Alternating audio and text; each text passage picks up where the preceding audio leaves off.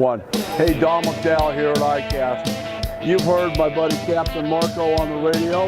Meet him in person. How you doing, man? How are you, Don?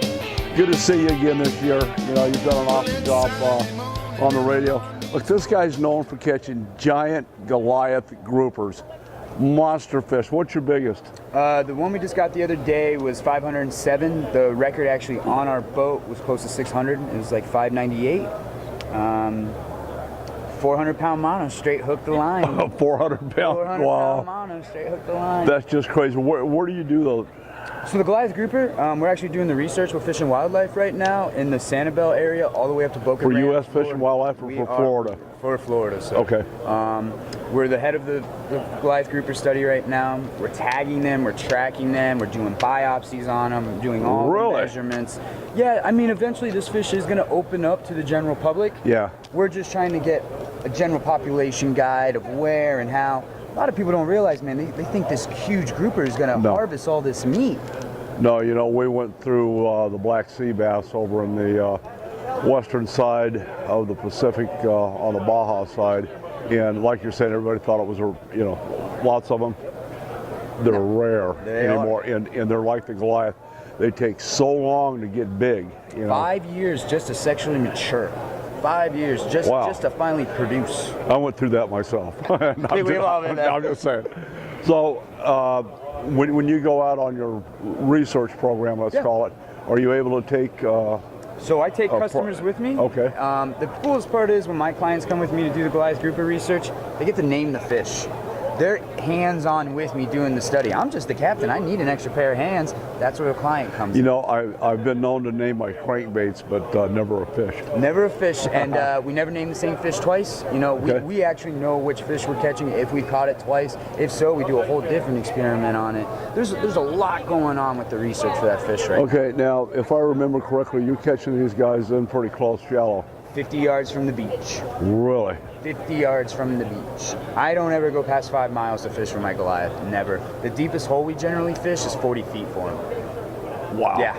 What kind of a battle time-wise have you got getting these guys out of the bottom, out of the rocks?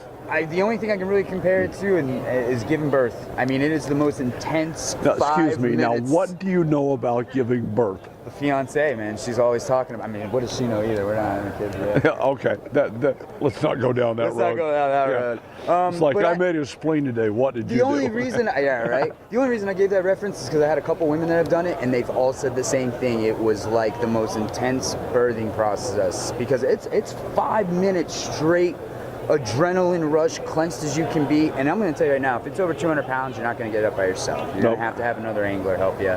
Yeah, that's like hooking a Prius. It's not fun. Crazy stuff. All right, so let's talk a little bit about snook.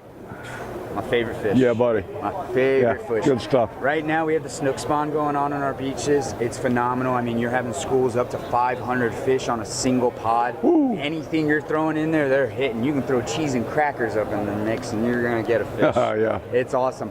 Also, when they're, in this time of the year more than any, when they're spawning on the beaches, the big girls are actually spawning offshore.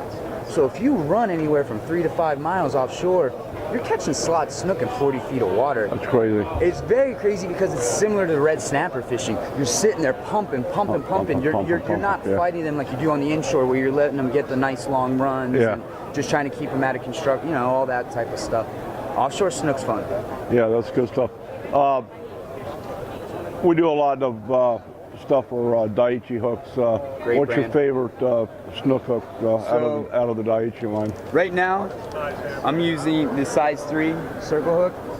I like the bloodline feature. I feel like it mimics a little bit of a blood stream actually coming from the fish. If you notice, a lot of fish when they're wounded, the most common place they're bleeding, their nostril and their gills. Nosebleed. Always. Yeah. So that's where I'm always putting my hook sets.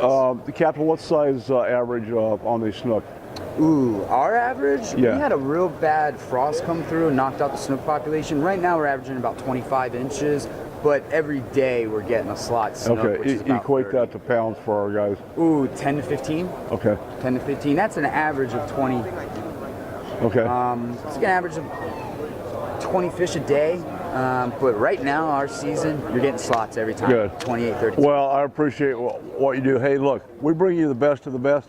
He's the best of the best down here in Florida.